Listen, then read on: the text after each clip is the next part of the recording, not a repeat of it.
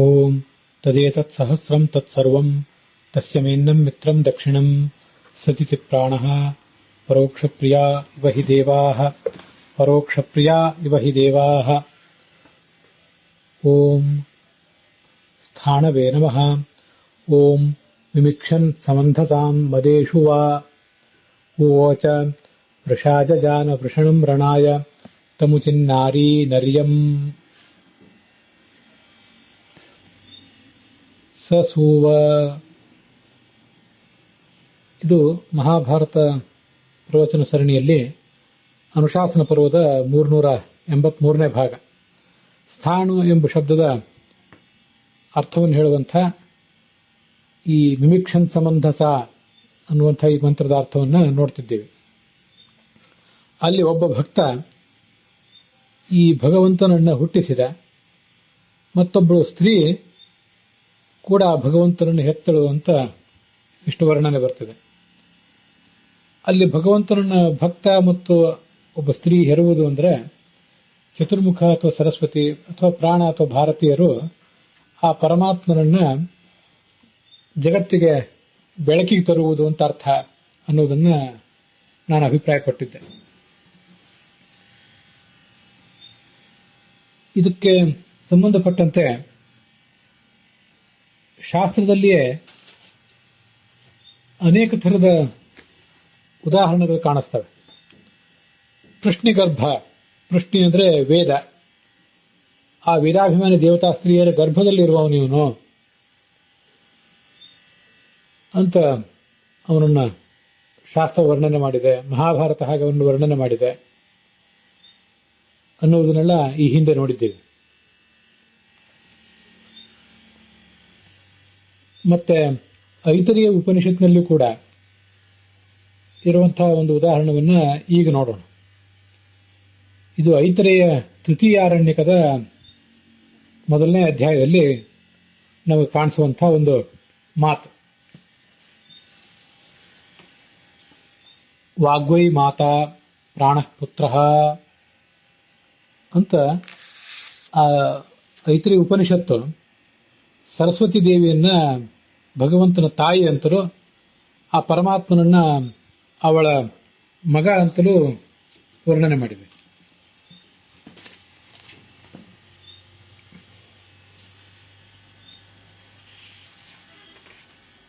ಅದಕ್ಕೆ ಭಾಷ್ಯವನ್ನ ಬರೆಯುವಾಗ ಕೂಡ ಆಚಾರ್ಯರನ್ನು ಸ್ಪಷ್ಟಪಡಿಸಿದ್ದಾರೆ.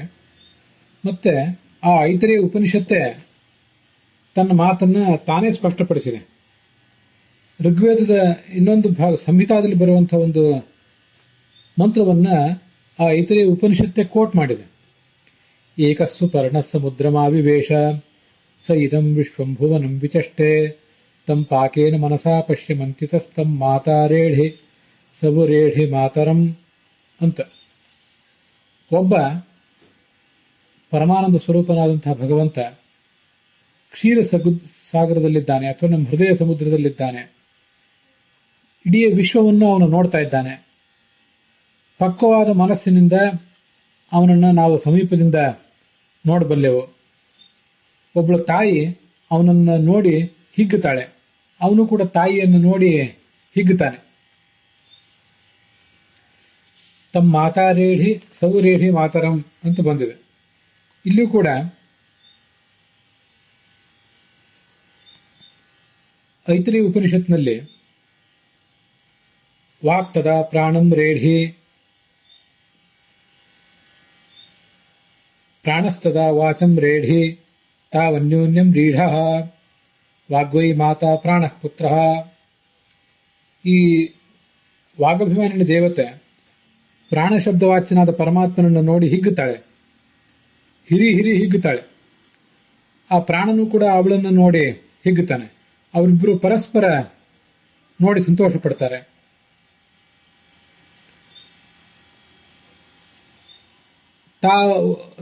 ವಾಗ್ವೈ ಮಾತಾ, ಅವಳೇ ತಾಯಿ, ಸರಸ್ವತಿಯೇ ತಾಯಿ, ಪರಮಾತ್ಮನೇ ಅಲ್ಲಿ ಅವಳ ಮಗ. ತುಂಬಾ ಸುಂದರವಾದದ್ದು. ತಾವನ್ಯೋನ್ಯಂ ರೀಢ ಅಂತ. ಈ ಸರಸ್ವತಿ ದೇವಿ, ಭಾರತೀ ದೇವಿ, ಈ ವೇದಾಭಿಮಾನಿ ದೇವತಾ ಸ್ತ್ರೀಯರು ನನ್ನನ್ನು ಎಷ್ಟು ಚೆನ್ನಾಗಿ ಹೇಳ್ತಾ ಇದ್ದಾರಲ್ಲ ಅಂತ ಅವನು ತುಂಬಾ ಕೇಳಿ ಸಂತೋಷ ಪಡ್ತಾನೆ. ಅದನ್ನು ಮತ್ತೆ ಅವರು ಆ ಪರಮಾತ್ಮನ ಸ್ವರೂಪವನ್ನು ಹೇಳ್ತಾ ಹೇಳ್ತಾ ಅದನ್ನ ಆಸ್ವಾದನೆ ಮಾಡ್ತಾರೆ. ಎಷ್ಟು ಅದ್ಭುತವಾದದ್ದು ಇದು ಪರಮಾತ್ಮನ ಸ್ವರೂಪ ಅಂತ. ಇದು ರೇಢಿ ಅನ್ನುವಂಥ ಕ್ರಿಯಾಪದನೇ ತಾಯಿ ಮತ್ತೆ ಮಗು ಅವರ ಆ ಒಂದು ಏಕಾಂತವನ್ನ ನಮಗೆ ನೆನಪು ಮಾಡಿಕೊಡ್ತದೆ. ಅವರು ಇಡೀ ಜಗತ್ತನ್ನೇ ಮರೆತು ಆ ತಾಯಿ ಆದವಳು ಆ ಮಗುವನ್ನು ನೋಡಿ ಮುದ್ದಿಸ್ತಾ ಇರ್ತಾಳೆ ಮತ್ತು ಮಗುವನ್ನು ನೋಡಿ ತಾನು ಹಿಗ್ಗುತ್ತಾ ಇರ್ತಾಳೆ. ಮಗುವು ಕೂಡ ಅವಳ ಜೊತೆಗೆ ತನ್ನ ಸಂತೋಷವನ್ನು ವ್ಯಕ್ತಪಡಿಸ್ತಿರ್ತದೆ. ಇಲ್ಲೂ ಕೂಡ ಆ ಸರಸ್ವತಿ ದೇವಿಯನ್ನ ಆ ಭಗವಂತನ ತಾಯಿ ಅಂತ ಹೇಳಿದ್ದಾರೆ. ಪಂಚಾಲ ಚಂಡ ಅಂತ ಒಬ್ಬ ಋಷಿ ಈ ಸರಸ್ವತಿ ದೇವಿ ಬ್ರಹ್ಮನ ಪತ್ನಿಯನ್ನ ಈ ವಾಕ್ ಎಂಬುದಾಗಿ ಉಪಾಸನೆ ಮಾಡ್ತಾನೆ. ಸಂಹಿತಾದ ಅಭಿಮಾನಿನಿ ದೇವತೆ ಅವಳು ಅಂತ ಅವಳನ್ನು ಉಪಾಸನೆ ಮಾಡ್ತಾನೆ. ಮತ್ತೆ ಪರಮಾತ್ಮನನ್ನ ಅವಳ ಮಗ ಅಂತ ಉಪಾಸನೆ ಮಾಡ್ತಾನೆ. ಮನ್ಯತೆ ಸ್ಯಾಹ ಪುತ್ರವಚ್ಚ ದೇವಂ ನಾರಾಯಣಂ ಪ್ರಭುಂ ಪಂಚಾಲಚಂಡೋ ವಾಚಂತು ಬ್ರಹ್ಮಾಣೀಂ ಹಿ ಸರಸ್ವತೀಂ ವೇದೈರ್ಹಿ ವ್ಯಜ್ಯತೆ ವಿಷ್ಣು ಸಾಚ ವೇದಾಭಿಮಾನಿನಿ. ಆ ಭಗವಂತ ವ್ಯಕ್ತನಾಗುವುದು ವೇದಗಳಿಂದ. ಅವಳು ವೇದಕ್ಕೆ ಅಭಿಮಾನಿನಿ ದೇವತ. ಉಪಚರ್ಯತೆ ಪುತ್ರ ಇತಿ ವೇದೈರ್ಯದ್ ವ್ಯಜ್ಯತೆ ಹರಿಹಿ. ವೇದಗಳ ಮೂಲಕನೇ ಅವನು ವ್ಯಕ್ತ ಆಗುವುದರಿಂದ ಅವನನ್ನ ಸರಸ್ವತಿಯ ಮಗ ಅಂತ ಔಪಚಾರಿಕವಾಗಿ ಅಲಂಕಾರಿಕವಾಗಿ ಸಾಹಿತ್ಯದ ದೃಷ್ಟಿಯಿಂದ ವರ್ಣನೆ ಮಾಡ್ತಾರೆ. ಇದು ಐತ್ರಿ ಉಪನಿಷತ್ತಿನ ಮತ್ತು ಉಪನಿಷತ್ ಭಾಷ್ಯದ ಒಂದು ವರ್ಣನ.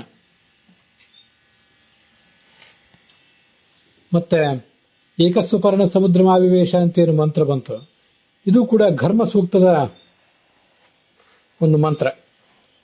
ಇದನ್ನ ಭಗವಂತನಿಗೆ ಅಭಿಷೇಕ ಮಾಡಲಿಕ್ಕೆ ಪುರುಷ ಸೂಕ್ತ, ಪವಮಾನ ಸೂಕ್ತ, ಸಮುದ್ರ ಸೂಕ್ತ, ಘರ್ಮ ಸೂಕ್ತ, ಇದಂತೆ ಸ್ತೋತ್ರ ಮತ್ತು ವಿಷ್ಣು ಸೂಕ್ತ ಅಂತ ಏನು ಉಪಯೋಗ ಮಾಡ್ತಾರೆ, ಅವುಗಳಲ್ಲಿ ಒಂದು ಈ ಘರ್ಮ ಸೂಕ್ತ.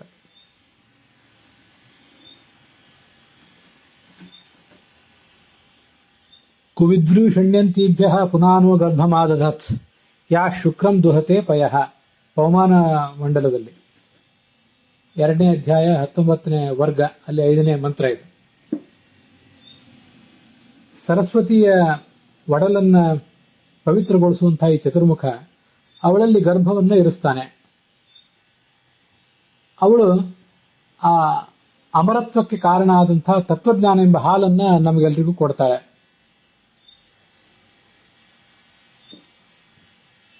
ಚತುರ್ಮುಖ ಪರಮಾತ್ಮನ ಸ್ವರೂಪವನ್ನ ಸರಸ್ವತಿಯ ಮನೋಗರ್ಭದಲ್ಲಿ ಇಡ್ತಾನೆ ಅಂತ ಅದರ ಅರ್ಥ. ಆ ಚತುರ್ಮುಖನೇ ತನ್ನ ಪತ್ನಿಗೆ ಪರಮಾತ್ಮನ ತತ್ವವನ್ನು ಅನೇಕ ಬಾರಿ ಉಪದೇಶ ಮಾಡಿರ್ತಾನೆ. ಅವಳು ಅದನ್ನು ಹೊತ್ತು ಹೆತ್ತು ಜಗತ್ತಿಗೆ ಪ್ರಕಾಶಿಸ್ತಾಳೆ. ಹೀಗೆ ಆ ಪರಮಾತ್ಮನನ್ನ ತಂದೆ ಅಂತನೂ ಸರಸ್ವತಿ ಚತುರ್ಮುಖನನ್ನ ಪರಮಾತ್ಮನ ತಂದೆ ಅಂತನೂ ಸರಸ್ವತಿಯನ್ನ ತಾಯಿ ಅಂತನೂ ಹೇಳಬೇಕು. ಮತ್ತು ಅನೇಕ ವೇದವಾಕ್ಯಗಳಿವೆ. ಸ್ತ್ರೀಯ ಸತೀಸ್ತಾ ಉಮೇ ಪುಂಸಾಹು ಪಕ್ಷದಕ್ಷಿಣ್ವಾನ್ನ ವಿಚೇತ ಗಂಧ ಕವಿರ್ಯ ಪುತ್ರ ಸಯಿ ಮಾಚಿಕೇತ ಎಸ್ತಾ ವಿಜಾನಾತ್ ಸಪಿತುಷ್ಪಿತಾ ಸತ್ ಅಂತ ಇದು ಋಗ್ವೇದದ ಮಾತು. ಪರಮಾತ್ಮನಿಗೆ ಸ್ತ್ರೀರೂಪಗಳೂ ಇವೆ, ಪುಂರೂಪಗಳೂ ಇವೆ. ಒಳಗಣ್ಣು ಯಾರಿಗೆ ತೆರೆದಿದೆ ಅವರಿಗೆ ಇದು ಗೊತ್ತಾಗ್ತದೆ. ಯಾರು ಕುರುಡರು ಹೊರಗಣ್ಣು ಮಾತ್ರ ತೆರೆದಿದೆಯೋ, ಒಳಗಣ್ಣು ಯಾರಿಗೆ ತೆರೆದಿಲ್ವೋ ಅವರಿಗೆ ಇದನ್ನು ನೋಡ್ಲಿಕ್ಕಾಗೋದಿಲ್ಲ. ಕವಿರ್ಯ ಪುತ್ರ, ಒಬ್ಬ ಕವಿಯಾದಂತಹ ಮಗ ಇದನ್ನು ತಿಳಿದಿದ್ದಾನೆ, ಈ ರಹಸ್ಯವನ್ನು. ಪರಮಾತ್ಮನ ಮಗ ಅವನೇ ಚತುರ್ಮುಖ. ಎಸ್ತಾ ವಿಜಾನಾಥ, ಜಗತ್ತಿಗೂ ತಂದೆಯಾದಂತಹ ಪರಮಾತ್ಮನಿಗೆ ಪರಮಾತ್ಮನ ಸ್ವರೂಪವನ್ನು ತಿಳಿದಂತಹ ಮತ್ತೆ ಪರಮಾತ್ಮನ ಸ್ವರೂಪವನ್ನು ಜಗತ್ತಿಗೆ ತಿಳಿಸುವಂತಹ ಈ ಚತುರ್ಮುಖ ತಂದೆಯಾಗಿದ್ದಾನೆ. ಯಾಕೆಂದ್ರೆ ಅವನಿಗೆ ಈ ಹೆಸರುಗಳನ್ನು ಕೊಟ್ಟವನೇ ಅವನು. ಪರಮಾತ್ಮನಿಗೆ ಈ ಹೆಸರುಗಳನ್ನ ಜಗತ್ತಿಗೆ ತಿಳಿಪಡಿಸಿದವನೇ ಅವನು. ಹೆಸರನ್ನು ತಿಳಿಸ್ತಾನೆ ಮತ್ತೆ ಆ ಪರಮಾತ್ಮ ಸ್ವರೂಪವನ್ನು ತಿಳಿಸ್ತಾನೆ.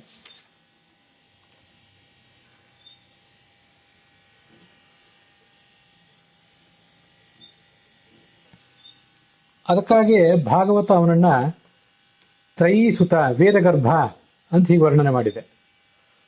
ತ್ರಯೀಸುತ ಯಾಕೆ ಅಂದ್ರೆ ತ್ರಯೀ ಈಡ್ಯತ್ವ ತ್ರಯೀಸುತ ಅಂತ ಭಾಗವತ ತಾತ್ಪರ್ಯದಲ್ಲಿ ಕೂಡ ಆಚಾರ್ಯರು ಅದನ್ನು ಸ್ಪಷ್ಟಪಡಿಸ್ತಾರೆ.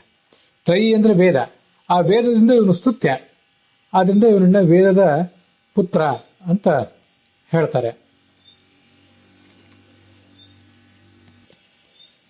ನಾವೀಗ ನೋಡ್ತಿರುವಂತಹ ಬೃಹತಿ ಮಂತ್ರವೂ ಕೂಡ ಅದೇ ಅರ್ಥವನ್ನೇ ಹೇಳ್ತದೆ. ಒಬ್ಬ ಭಕ್ತ ಶ್ರೇಷ್ಠ ಪರಮಾತ್ಮನನ್ನ ತನ್ನ ಸ್ತೋತ್ರಗಳಿಂದ ಮಳೆಗರಿಯುವಂತೆ ಆ ಭಕ್ತ ಕಾಣಿಸ್ತಾ ಇದ್ದಾನೆ. ಅವನು ಪರಮಾತ್ಮನನ್ನು ಹೆತ್ತಿದ್ದಾನೆ, ಹುಟ್ಟಿಸ್ತಾನೆ. ಮತ್ತೆ ಒಬ್ಳು ನಾರಿ, ಆ ಭಕ್ತನ ಪತ್ನಿ, ಅವಳು ಕೂಡ ಪರಮಾತ್ಮನನ್ನು ಹೆತ್ತಿದ್ದಾಳೆ. ಅಂದ್ರೆ ಇದು ಚತುರ್ಮುಖ ಮತ್ತು ಸರಸ್ವತಿಯರ, ಪ್ರಾಣ ಮತ್ತು ಭಾರತೀಯರ ಮಹಿಮೆಯನ್ನು ವರ್ಣನೆ ಮಾಡ್ತದೆ. ಈಗ ನಾವು ನೋಡ್ತಿರುವಂತಹ ಬೃಹತಿ ಮಂತ್ರ ಮತ್ತು ಈಗಾಗಲೇ ನೋಡಿರುವಂತಹ ಬೇರೆ ಬೇರೆ ಮಂತ್ರಗಳು, ಇವೆಲ್ಲವೂ ಕೂಡ ಈ ಸ್ಥಾಣು ಎಂಬ ಈಗ ಒಂದು ನಾಮ ಏನಿದೆ, ನಾವಿಲ್ಲಿ ನೋಡ್ತಾ ಇರುವಂತಹ ನಾಮ 124ನೇ ನಾಮ, ಇದರ ವ್ಯಾಖ್ಯಾನವನ್ನ ಮಾಡ್ತಾ ಇವೆ.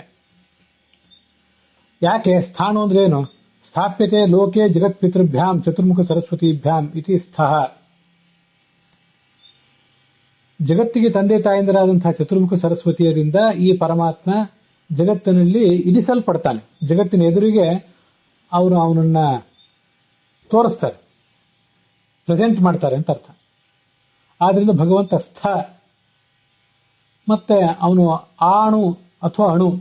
ಯಾಕೆಂದ್ರೆ ನೂಯತೆ, ಸ್ತುತವು ಅಂತ ಧಾತು ಇದೆ. ಆ ಸಮಂತ ಚೆನ್ನಾಗಿ ನೂಯತೆ ಸ್ತುತಿಸಲ್ಪಡ್ತಾನೆ ಇದೇ ಚತುರ್ಮುಖ ಸರಸ್ವತಿಯರಿಂದ. ಆದ್ರಿಂದ ಆತ ಆಣು ಅಥವಾ ಅಣು ಅಂತನೂ ಹೇಳ್ಬೋದು. ಸ್ತುತವು ಅಂತ ಒಂದು ಧಾತು, ಅದಕ್ಕೆ ಆ ಅಂತ ಉಪಸರ್ಗ ಬಂದ್ರೆ ಆಣು ಅಂತ ಆಯ್ತು ಈ ಶಬ್ದ. ಇನ್ನೊಂದು ಅಣ ಶಬ್ದ ಅಂತಲೇ ಒಂದು ಧಾತು ಇದೆ.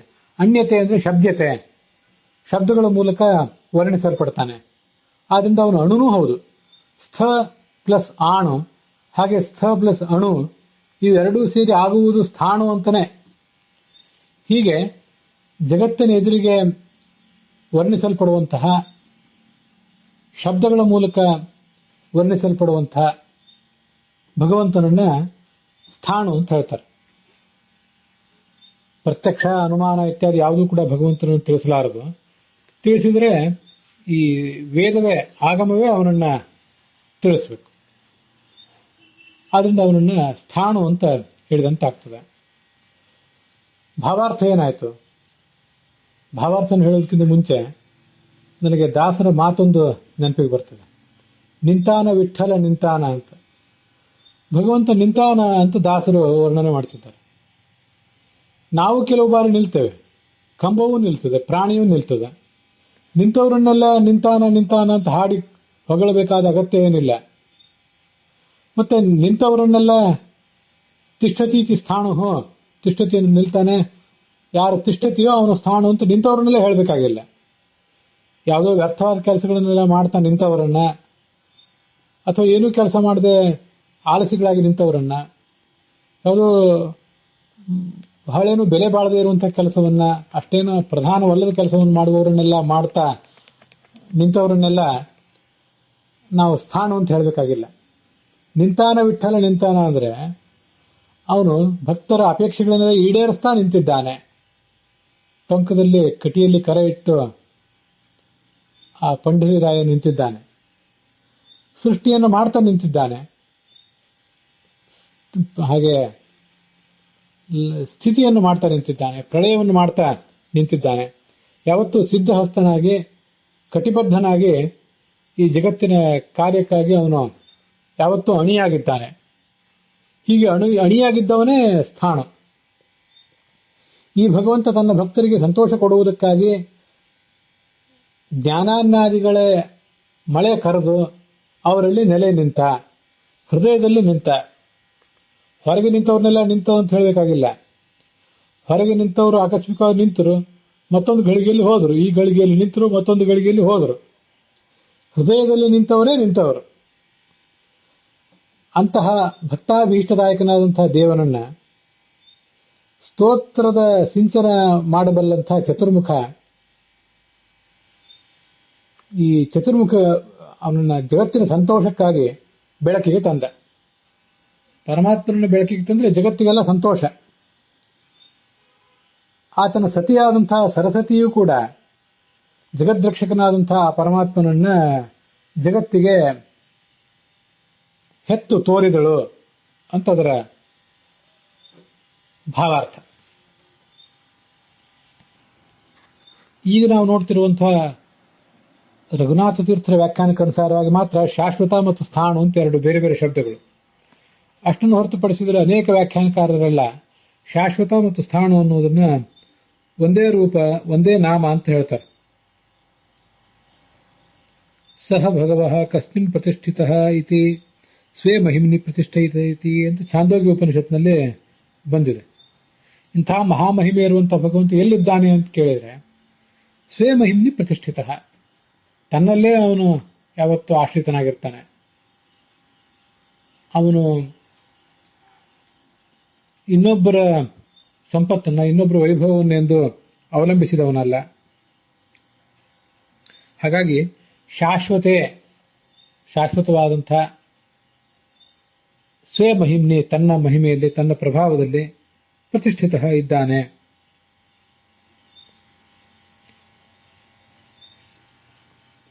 ಅವನು ಸ್ವಯಂ ಶಾಶ್ವತನೂ ಆಗಿದ್ದಾನೆ. ಅವನ ಮಹಿಮೆಯೂ ಶಾಶ್ವತ, ಅವನೂ ಶಾಶ್ವತನೇ. ಯಾಕೆಂದ್ರೆ ಅನಾದಿ ಕಾಲದಿಂದ ಒಂದೇ ರೂಪದಲ್ಲಿದ್ದಾನೆ. ಸರ್ವತ್ರ ತಿಷ್ಠತಿ ಅಣುಶ್ಚ ಇತಿ ಸ್ಥಾಣು, ಎಲ್ಲ ಕಡೆ ಇದ್ದಾನೆ ಮತ್ತು ಅಣುರೂಪನೂ ಆಗಿದ್ದಾನೆ.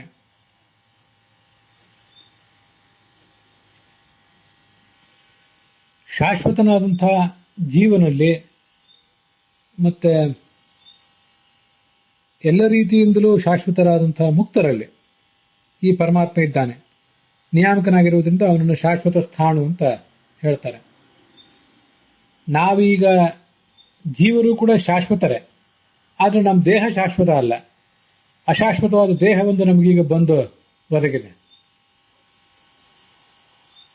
ಸ್ವರೂಪವೂ ಶಾಶ್ವತ, ದೇಹವೂ ಶಾಶ್ವತ. ಅಶಾಶ್ವತವಾದ ಯಾವ ಸಂಗತಿಯೂ ಗೊಡವೆ ಇಲ್ಲದೆ ಇರುವಂಥವರೇ ಶಾಶ್ವತರಾದಂತಹ ಮುಕ್ತರು. ಅವರಲ್ಲಿ ಇವನು ಅನುರೂಪನಾಗಿ ಇದ್ದಾನೆ.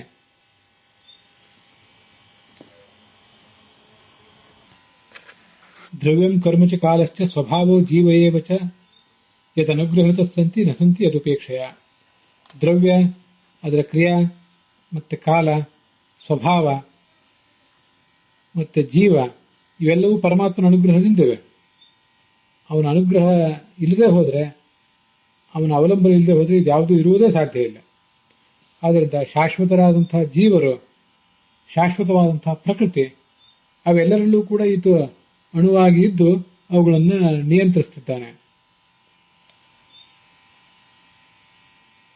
ಅಜೋ ನಿತ್ಯ ಶಾಶ್ವತೋಯಂ ಪುರಾಣ ಅಂತ ಭಗವದ್ಗೀತಾ ಕೂಡ ಅವನನ್ನ ಅಜ, ಹುಟ್ಟಿಲ್ಲದವನು, ನಿತ್ಯ, ಅಂತ್ಯವಿಲ್ಲದವನು, ಶಾಶ್ವತ, ವಿಕಾರರಹಿತ ಇತ್ಯಾದಿ ರೂಪವಾಗಿ ವರ್ಣನೆ ಮಾಡಿದೆ. ಲಕ್ಷಾಲಂಕಾರ ಈ ಸ್ಥಾಣು ಎಂಬ ಶಬ್ದವನ್ನು ಪ್ರತ್ಯೇಕ ಶಬ್ದ ಅಂತ ಪರಿಗಣಿಸಿದಂತೆ ಕಾಣಿಸ್ತದೆ. ಸರ್ವತ್ರ ತಿಷ್ಠತಿ ಇತಿ ಸ್ಥಃ, ಎಲ್ಲ ಕಡೆ ಇರುವವನೇ ಸ್ಥ, ಅಣುವೂ ಆಗಿದ್ದಾನೆ. ಆದ್ದರಿಂದ ಅವನನ್ನೇ ಸ್ಥಾಣು ಅಂತ ಲಕ್ಷಾಲಂಕಾರ ವರ್ಣನೆ ಮಾಡಿದೆ. ಇಲ್ಲಿ ಶಾಂಕರ ಭಾಷ್ಯ, ಪರಾಶರ ಭಟ್ಟರ ವ್ಯಾಖ್ಯಾನ ಮತ್ತೆ ಸತ್ಯಸಂಧ ಸ್ವಾಮಿಗಳ ವ್ಯಾಖ್ಯಾನ ಇದೆಲ್ಲದಕ್ಕನುಸಾರವಾಗಿ ಸ್ಥಾಣು ಎಂಬ ಶಬ್ದಕ್ಕೆ ಪ್ರತ್ಯೇಕವಾದಂತಹ ಅರ್ಥ ಏನು ಕಾಣಿಸೋದಿಲ್ಲ. ಯಾಕೆಂದ್ರೆ ಶಾಶ್ವತ ಸ್ಥಾಣು ಅಂತನ್ನುವುದು ಒಂದೇ ಶಬ್ದ ಈ ಮೂರು ವ್ಯಾಖ್ಯಾನಕಾರರಲ್ಲಿ. ಹಾಗಿರುವುದರಿಂದ ಆ ಶಬ್ದದ ಅರ್ಥವನ್ನು ನಾವು ಹಿಂದೆ ನೋಡಿರುವುದರಿಂದ ಇಲ್ಲಿ ಪ್ರತ್ಯೇಕವಾಗಿ ನೋಡಬೇಕಾದ ಅಗತ್ಯ ಏನಿಲ್ಲ. ಆದರೂ ಸತ್ಯಸಂಧ ಸ್ವಾಮಿಗಳು ಹೇಳಿದ್ದನ್ನು ಒಂದು ಬಾರಿ ನೆನಪು ಮಾಡ್ಕೊಳ್ಳೋಣ. ಶಶ ಅಂದ್ರೆ ಶಾಶ್ವತವಾದ ಅಪಾರವಾದ ಸುಖ, ಅದನ್ನು ಉಳ್ಳಂಥವರು ಶಶ್ವಂತರು. ಶಶ್ವಾನ್ ಶಶ್ವಂತವು ಶಶ್ವಂತಹ ಮುಕ್ತರು. ಆ ಮುಕ್ತರನ್ನ ಈತ ಆಳುವವನು. ಮುಕ್ತರು ಇವನ ಅಧೀನದಲ್ಲೇ ಇರುವುದರಿಂದ ಇವನನ್ನ ಶಾಶ್ವತ ಅಂತ ವರ್ಣನೆ ಮಾಡ್ತಾರೆ. ತಿಷ್ಠತಿ ಅಸ್ಮಿನ್ ಇತಿ ಸ್ಥಾಣು, ಈ ಜಗತ್ತಿನಲ್ಲಿ ಇರುವುದರಿಂದ ಅವನನ್ನ ಸ್ಥಾಣು ಅಂತ ಹೇಳ್ತಾರೆ. ಮುಕ್ತರ ಅಧಿಪತಿಯೂ ಹೌದು, ಜಗತ್ತಿನಲ್ಲಿ ಇರುವವನು ಹೌದು. ಆದ್ರಿಂದ ಅವನನ್ನ ಶಾಶ್ವತ ಸ್ಥಾಣು ಅಂತ ವರ್ಣನೆ ಮಾಡಿದ್ದಾರೆ. ಹರಿಕಥಾಮೃತ ಸಾರದ ಬಿಂಬೋಪಾಸನ ಸಂಧಿಯಲ್ಲಿ ಅದು 18 ಅಥವಾ 24ನೇ ಸಂಧಿ, ಬೇರೆ ಬೇರೆ ಪಾಠಗಳ ಪ್ರಕಾರ. ಅಲ್ಲಿ 22ನೇ ಸಂಧಿಯಲ್ಲಿ ಅಮೃತ ಮತ್ತು ಶಾಶ್ವತ ಅನ್ನುವ ಎರಡು ಶಬ್ದಗಳು ಕೂಡ ಜೀವರಲ್ಲಿರುವಂತಹ ಭಗವಂತನ ರೂಪವನ್ನ ಹೇಳ್ತವೆ. ಸ್ಥಾಣು ಅಂತಂದ್ರೆ ನಮ್ಗೆ ಈಗಾಗಲೇ ಅದನ್ನು ಹಿಂದೆ ನೋಡಿದ್ದೀವಿ, ಕಂಬ, ಮೋಟು, ಮರ ಅಂತ ಅರ್ಥ. ಜಡವಾದ ವಸ್ತುಗಳಲ್ಲಿ ಭಗವಂತನ ರೂಪ ಏನಿದೆ ಅದಕ್ಕೆ ಸ್ಥಾಣು ಎಂಬ ಹೆಸರಿದೆ ಅಂತ ಜಗನ್ನಾಥದಾಸರು ವರ್ಣನೆ ಮಾಡಿದ್ದಾರೆ. ಈ ಜೀವರಲ್ಲಿರುವಂತಹ ಭಗವಂತನ ರೂಪ ಅಮೃತ ಮತ್ತು ಶಾಶ್ವತ, ಜಡದಲ್ಲಿರುವಂತಹ ರೂಪ ಸ್ಥಾಣು ಅನ್ನೋದಕ್ಕೆ ಸರ್ವಮೂಲದಲ್ಲೂ ಎಲ್ಲಿಯೂ ಕೂಡ ನನಗೆ ಗಮನಕ್ಕೆ ಬಂದಂತೆ ಆಧಾರ ಕಾಣಿಸೋದಿಲ್ಲ. ಆದರೆ ಜಗನ್ನಾಥದಾಸರು ಹಾಗೆ ಹೇಳಿದ್ದನ್ನ ಇಲ್ಲೊಂದು ಬಾರಿ ನಾವು ನೆನಪಾಡ್ಕೊಳ್ಬೇಕು.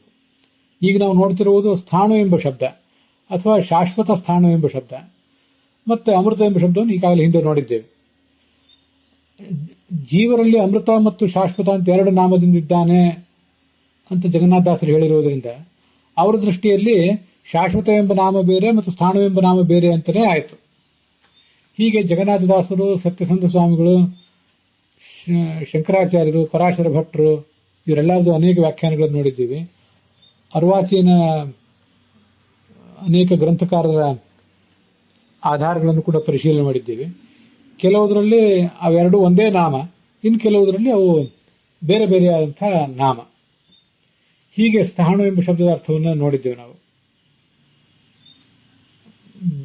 ಸ್ಥಾಣು ಅಂದ್ರೆ ರುದ್ರನೂ ಹೌದು, ಅದನ್ನ ಇದರ ಮೊದಲನೇ ಭಾಗದಲ್ಲಿ ನಾವು ನೋಡಿದ್ದೇವೆ. ಸ್ಥಿರವಾಗಿ ಒಂದು ಕಡೆ ನಿಂತು ನಿಶ್ಚಲನಾಗಿ ತಪಸ್ ಮಾಡುವುದು ಹೇಗೆ ಎನ್ನುವುದನ್ನು ಶಿವನಿಗೆ ತೋರಿಸಿಕೊಟ್ಟವನು ಈ ಭಗವಂತ. ಆದ್ರಿಂದ ಅವನನ್ನ ಸ್ಥಾಣು ಅಂತ ಹೇಳ್ತಾರೆ. ಆದ್ರಿಂದ ಭಗವಂತನನ್ನು ನಾವು ಕೂಡ ಸ್ಥಾಣು ಅಂತ ಉಪಾಸನೆ ಮಾಡಿದರೆ ಹಾಗೆ ನಿರ್ಲಿಪ್ತತ್ವ, ನಿಶ್ಚಲತ್ವ ಅದು ನಮಗೂ ಕೂಡ ಬರುವುದು ಸಾಧ್ಯ. ಮತ್ತೆ ಅವನು ಯಾವತ್ತೂ ಕೂಡ ನಮ್ಮ ಹೃದಯದಲ್ಲಿ ನೆಲೆ ನಿಂತವನು, ನಿಲ್ಲಬೇಕಾದವನು. ಅದಕ್ಕಾಗಿ ಅವನನ್ನ ಸ್ಥ ಅಂತ ಹೇಳ್ಬೇಕು ನಾವು. ನಿಂತಾನ ವಿಠ್ಠಲ ನಿಂತಾನ, ನಮ್ಮ ಹೃದಯದಲ್ಲಿ ನಿಂತಾನ ಅಂತ ಅವನನ್ನ ಉಪಾಸಿಸ್ಬೇಕು. ಮತ್ತೆ ಯಾರಾದರೂ ಮಹಾತ್ಮರು ಅವನನ್ನು ಸ್ತುತಿಸಿದರೆ ಅವರ ಸ್ತೋತ್ರಗಳಿಗೂ ಅವನು ಸುಪ್ರೀತನಾಗ್ತಾನೆ. ನಮ್ಮಂತ ಸಣ್ಣವರು ಮಾಡಿದ ಸ್ತೋತ್ರಗಳಿಂದಲೂ ಆತ ಪ್ರೀತನಾಗ್ತಾನೆ. ಅವನು ಆಣುವೂ ಹೌದು, ಅಣುವೂ ಹೌದು. ಆಣು ಅಂದ್ರೆ ಅನೇಕ ರೀತಿಯಾದ ಸ್ತೋತ್ರಗಳನ್ನು ಸ್ವೀಕಾರ ಮಾಡಿ ಸಂತೋಷ ಪಡುವವನು. ಅಣು ನಮ್ಮಂಥವರು ಸಣ್ಣವರು ಮಾಡಿದಂತಹ ಸ್ತೋತ್ರವನ್ನು ಸ್ವೀಕಾರ ಮಾಡ್ತಾನೆ. ಆದ್ರಿಂದ ಅವನು ಅಣು. ಹೃದಯದಲ್ಲಿ ನೆಲೆ ನಿಂತು ಆ ನಮ್ಮ ಸ್ತೋತ್ರಗಳನ್ನ ಸ್ವೀಕಾರ ಮಾಡ್ತಾನೆ ಯಾವತ್ತೂ ಕೂಡ ಅನ್ನೋ ಅರ್ಥವನ್ನ ಸ್ಥಾಣು ಎಂಬ ಶಬ್ದ ಹೇಳ್ತದೆ. ಈ ಒಂದು ಮಂತ್ರ ಆತ ಭಕ್ತಾಭೀಷ್ಟದಾಯಕ. ಮತ್ತೆ ಅಂಥ ಆ ಭಗವಂತನನ್ನ ಈ ಚತುರ್ಮುಖ ಸರಸ್ವತಿಯರು ತಮ್ಮ ಮನಸ್ಸಿನ ಒಡಲಿನಲ್ಲಿ ಹೊತ್ತು ಜಗತ್ತಿಗೆ ಹೆತ್ತು ತೋರಿಸಿದ್ದಾರೆ. ಜಗತ್ತೆಲ್ಲ ಆ ಪರಮಾತ್ಮನ ರೂಪವನ್ನು ನೋಡಿ ಸಂತೋಷಪಟ್ಟಿದೆ. ರಣಾಯ ಅಂತ ಶಬ್ದ ಇದೆ. ಜಗತ್ತಿಗೆ ಸಂತೋಷ ಆಗಿದೆ. ಆ ಜಗತ್ತಿಗೆ ಅದನ್ನು ತೋರಿಸಿಕೊಟ್ಟಂತಹ ಚತುರ್ಮುಖ ಮತ್ತು ಸರಸ್ವತಿಯರಿಗೂ ಸಂತೋಷ ಆಗಿದೆ. ತಾವು ಅನ್ಯೋನ್ಯಂ ರೀಢ ಅಂತ ಹಿಂದೆ ಆ ಘರ್ಮ ಸೂಕ್ತದಲ್ಲಿ ಬಂದಿತ್ತು. ಪರಮಾತ್ಮನಿಗೂ ಕೂಡ ಇಂಥ ಅದ್ಭುತವಾದ ಕೃತ್ಯವನ್ನು ಮಾಡಿದಂತಹ ಚತುರ್ಮುಖ ಸರಸ್ವತಿಯರನ್ನು ನೋಡಿ ಸಂತೋಷ ಆಗಿದೆ. ಹೀಗೆ ಇವರೆಲ್ಲರನ್ನು ಪರಮಾತ್ಮ, ಚತುರ್ಮುಖ, ಸರಸ್ವತಿ ಅವರೆಲ್ಲರನ್ನು ಕೂಡ ಒಳಗೊಂಡಂಥ ಒಂದು ವಿಶಿಷ್ಟವಾದ ಬೃಹತಿ ಮಂತ್ರ ಇದು. ಸ್ಥಾಣು ಎಂಬ ಶಬ್ದ ವಿಷ್ಣು ಭಗವಂತನನ್ನು ಹೇಳ್ತದೆ. ನಾನು ಈ ಹಿಂದೆನೆ ಹೇಳಿದಂತೆ ಪ್ರಿಯಾ ಅಂತ ಒಂದು ಶಬ್ದ ಸೇರಿಸಿಬಿಟ್ರೆ ಈ ಎಲ್ಲಾ ಶಬ್ದಗಳು ಕೂಡ ಲಕ್ಷ್ಮೀದೇವಿಯನ್ನು ಹೇಳ್ತಾವೆ. ಹಾಗೆ ಸ್ಥಾಣು ಪ್ರಿಯಾ ಅಂದ್ರೆ ಲಕ್ಷ್ಮೀದೇವಿಯನ್ನು ಹೇಳುವಂತ ಶಬ್ದ ಆಯ್ತದೆ. ಅಥವಾ ತಿಷ್ಠತೀತಿ ಸ್ಥಾ, ಯಾವತ್ತೂ ಸ್ಥಿರವಾಗಿ ನಿತ್ಯ ಮುಕ್ತಳಾಗಿ ಇರುವಂಥವಳು. ನಾವೆಲ್ಲ ಈಗ ಸಂಸಾರದಲ್ಲಿದ್ದೇವೆ, ಮುಂದೆ ಮುಕ್ತಿಗೆ ಹೋಗ್ತೇವೆ. ಅನಾದಿ ಕಾಲದಿಂದಲೂ ಅನಂತ ಕಾಲದವರೆಗೂ ನಿತ್ಯ ಮುಕ್ತಳಾಗಿಯೇ ಇರುವಂಥವಳು ಲಕ್ಷ್ಮೀದೇವಿ ಸ್ಥಾ.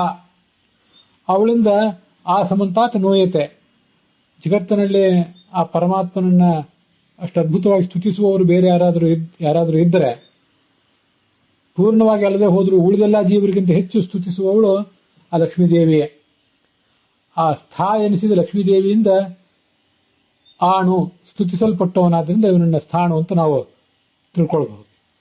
ಹೀಗೆ ಲಕ್ಷ್ಮೀನಾರಾಯಣರನ್ನ ಮತ್ತೆ ಚತುರ್ಮುಖ ಸರಸ್ವತಿಯರನ್ನ ಎಲ್ಲರನ್ನೂ ಕೂಡ ವರ್ಣನೆ ಮಾಡುವಂತಹ ಸ್ಥಾಣು ಎಂಬ ಶಬ್ದ ಮತ್ತು ಅದಕ್ಕೆ ಸಂಬಂಧಪಟ್ಟಂತಹ ಬೃಹತಿ ಮಂತ್ರವನ್ನ ಶ್ರವಣ ಮಾಡಿದ್ದೇವೆ.